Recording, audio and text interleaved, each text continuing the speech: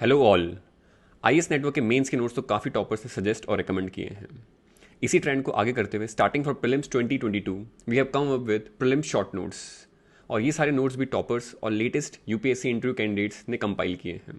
Example की बात करें तो इसमें पूरी की पूरी इंडियन पॉलिटी 85 पेजेस के अंदर कंपाइल करी गई है, और इसमें कोई इंपॉर्टेंट टॉपिक और थीम को छोड़ा भी नहीं गया है। सो अपनी प्रीलिम्स शॉर्ट नोट्स की कॉपी को डाउनलोड करो डिस्क्रिप्शन बॉक्स से और रिवाइज करो। नमस्ते, मेरा नाम सलोनी वर्मा है।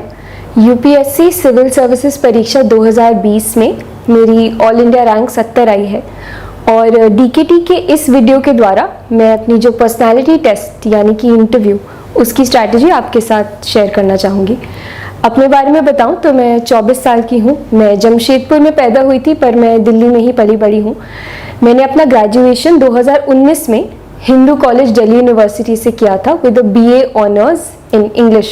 तो मैं अंग्रेज़ी साहित्य में ग्रेजुएट की थी, परंतु मेरा जो ऑप्शनल था वो political science and international relations था।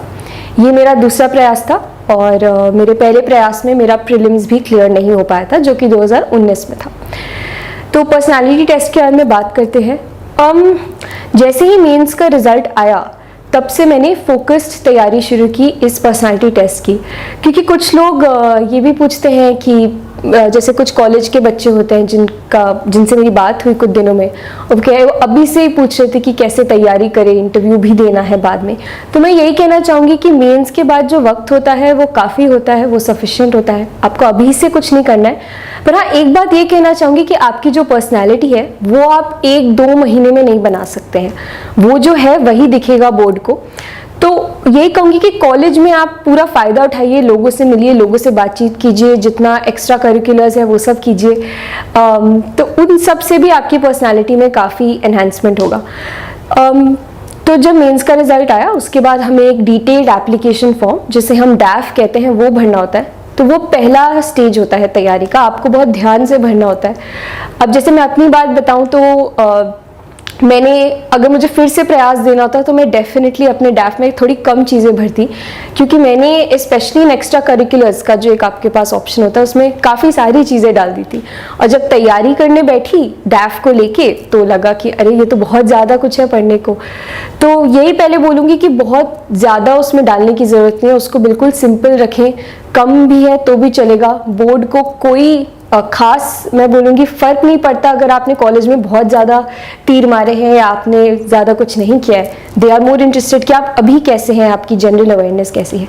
तो पहला तो वही डैफ जो आप भरे, ऑनेस्टी से भरे और ज़बरदस्ती उसमें कुछ ना डालें। डीकेटी यूपीएससी सीएससी, अगर आप केवल सिविल सर्विस परीक्षा के प्रीलिम्स, मेंस और इंटरव्यू के वीडियो देखना चाहते हैं तो सब्सक्राइब करें डीकेटी यूपीएससी सीएससी चैनल। यहाँ आपको टॉपर्स के वीडियो रैंक के हिसाब से अरेंज मिलेंगे। चैनल के लिंक के लिए डिस्क्रिप्शन बॉक्स में जाएं। दूसरी चीज़ कहूँगी कि जब डैफ आप भर लें तो वो आपका फर्स्ट स्टेज होता है, आपको उसको तैयार करना है। तो जैसे सब टॉपर्स बताते हैं, अपना नाम से लेके आप कहाँ पैदा हुए हैं, कहाँ रहे हैं, आपकी जो बैकग्राउंड है, ग्रेजुएशन है, आपके माँ बाप का जो प्रोफेशन है और आपका जो ऑप्शनल है, ये सब तो करना ही करना होता है आपको तैयार बहुत अच्छे से। ये तो बेयर मिनिमम है। अब इसके अलावा करंट अफेयर्स बहुत ज़रूरी हो जाता है इस स्टेज पे, और उसके बारे में बात करना चाहूँगी, क्योंकि हर स्टेज ऑफ द एग्जाम में करंट अफेयर्स आपको एक अलग नज़रिए से करना होता है। स्पेशली पर्सनालिटी टेस्ट में मुझे ये लगता है कि वो ज़्यादा इंटरेस्टेड है आपका जो जैसे आपकी जो खास भी नहीं, पर आपका जो यूनिक अपना पर्सपेक्टिव है वो जानने में ज़्यादा इंटरेस्टेड है। तो मैंने क्या किया था कि जैसे मेंस के नोट्स तो होते ही हैं आपके पास, और उसमें सारे जो भी 1 साल से जो भी चल रहा है वो आपके पास है। अब instead of pros, cons, suggestions, way forward, ये सब की जगह आप एक एक टॉपिक लीजिए और सोचिए एक बैलेंस्ड पर्सपेक्टिव क्या हो सकता है इस पे, जो कहते हैं ना होलिस्टिक पर्सपेक्टिव जिसको हम कहते हैं अंग्रेजी में, वो क्या हो सकता है। और कुछ लोग होते हैं कि लिख भी लेते हैं ताकि वो बार बार रिवाइज कर सके। मैंने लिखा नहीं था, पर हाँ मैं कॉन्शियसली हर चीज़ के बारे में सोचती थी। इनफैक्ट छोटी से छोटी चीज़ें हो गई, जैसे मेरे घर के आसपास रोड्स हैं वो हिस्टोरिकल फिगर्स के बाद नेम्ड है, तो उससे भी सवाल बन सकता है कि क्या आपको लगता है कि ये जो प्रैक्टिस है ये सही है, क्या हमें शायद जो सड़कों के नाम है क्या इनमें हमें कोई और तरीका अपनाना चाहिए। तो एक्टिवली सोचिए हर चीज़ के बारे में। आई थिंक वही ज़रूरी है पर्सनालिटी टेस्ट में, स्पेशली करंट अफेयर्स के हिसाब से। और इसमें एक और शंका भी होती है, क्योंकि मैं भी शुरू में बहुत ज़्यादा कंफ्यूज थी। कुछ लोग कहते थे कि आपके जो जवाब है वो अलग होने चाहिए और आपको फैक्ट्स वगैरह उस जवाब में देने हैं, और कुछ लोग कहते थे कि नहीं, आपको जो लगता है आप वो बोलिए। तो शुरू में मैं भी थोड़ा कंफ्यूज थी। मैं भी कोशिश करी थी कि अच्छा हर आंसर में, हर मॉक में एक फैक्ट डाल दूँ, एक कोई जो कहते हैं ना डेटा वगैरह डाल दूँ, बट वो नेचुरल बिल्कुल भी नहीं था और वो मुझे सूट नहीं कर रहा था। तो फिर मैंने डिसाइड किया कि ठीक है, मुझे जो मेरा जो स्ट्रेंथ है वो है एनालिसिस। और इसमें दूसरी बात ये भी कहना चाहूँगी, कुछ लोग कहते हैं कि कम बोलिए, कंसाइज रखिए, ब्रीफ बोलिए। तो क्योंकि मेरी आदत ज़्यादा बोलने की थी, तो मुझे काफ़ी मॉक्स में बोला गया कि आप थोड़ा अपने शब्द कम कीजिए, लेकिन वो क्योंकि मेरे से नेचुरली हो भी नहीं पा रहा था, तो that didn't make me very comfortable. मेरा इनफैक्ट जो रियल इंटरव्यू था, जिसके बारे में मैं अभी बात भी करने वाली हूँ, उसमें जो चेयरपर्सन थे, क्योंकि मैंने जो पहला अपना जवाब दिया वो बहुत ब्रीफली दिया, क्योंकि मुझे तो यही बोला गया था, पर उन्होंने बोला कि आप थोड़ा विस्तार में बताइए, बिकॉज हम आपका सुनना चाहते हैं। और तब मैं बहुत कंफर्टेबल हो गई और मैं विस्तार में, डिटेल में बता रही थी जो भी वो मुझसे पूछ रहे थे उसके बारे में। तो यही कहूँगी कि मॉक इंटरव्यूज बहुत ज़रूरी है इस स्टेज में, स्पेशली मॉक पर्सनैलिटी टेस्ट के स्टेज पे। पर हाँ, उनकी जो एडवाइस है उनको लीजिए, पर ये भी देखिए आपको नेचुरली क्या सूट कर रहा है। आपको नेचुरल रहना है, आप जो है वैसा ही रहना है। हाँ, एक चीज़ जो मैंने की थी स्पेशली इस पर्सनालिटी टेस्ट के स्टेज पे, मैंने कोशिश की थी मैं बात कर सकूँ कुछ लोगों से जिन्होंने या तो दे रखा है पर्सनालिटी टेस्ट, या वो सक्सीड कर चुके हैं एग्जामिनेशन में, या वो ऑलरेडी ऑफिसर्स हैं, भले ही सीनियर ऑफिसर्स हो या अभी रिसेंटली ज्वाइंट हो। तो उनसे जैसे वो बात भी करते थे ना, एक तरीका मिलता था कि बात करने का जो कहते हैं ना ठहराव जिसको कहते हैं, बिकॉज वो सही तरह के शब्द चुनना, एक जो पेस होती है उसको बनाए रखना। तो अगर हो सके तो आप ये भी कोशिश कर सकते हैं लोगों से बात करें, स्पेशली वो लोग जो ऑलरेडी सर्विस में हो।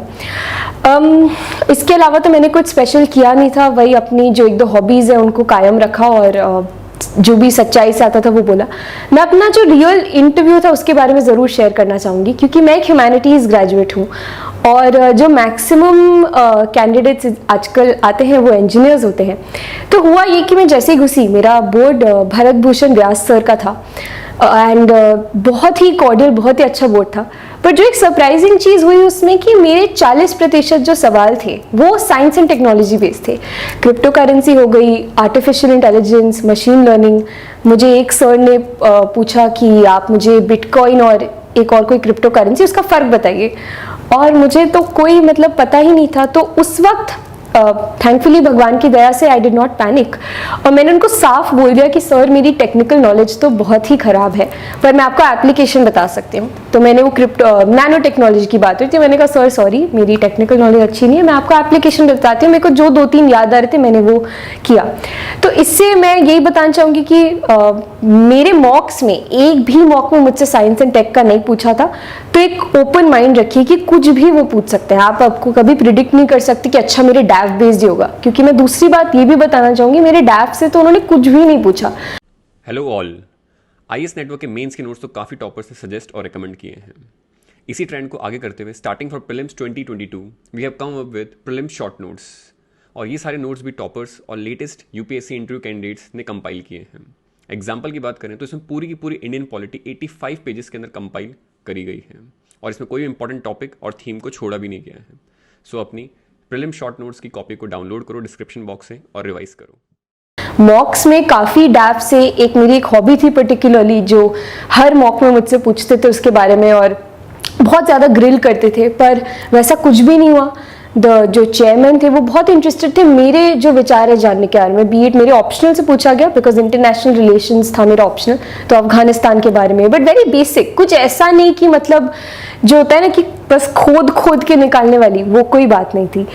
और हाँ, 5 लोग थे, बहुत कॉर्डियल था। द चेयरपर्सन बहुत अश्योरिंग थे, पता ही नहीं चला कब खत्म हो गया और कब बाहर आ गई। तो उसके बाद ये नहीं लगा था कि शायद, मतलब समझ नहीं आ रहा था कैसा हुआ, बट अभी मार्क्स आए हैं और मेरे 201 आए हैं इंटरव्यू में, जो कि अच्छा स्कोर है इस बार। तो मैं यही कहूँगी कि आप भले ही किस भी बैकग्राउंड से हो, कुछ भी करते हो, क्योंकि एक ये भी मेरे मन में ख्याल था कि इंटरव्यू में तो शायद उन्हीं लोग के अच्छे आते हैं जो IIT से हैं या NLU से हैं या गोल्ड मेडलिस्ट रहे हैं अपने कॉलेज में।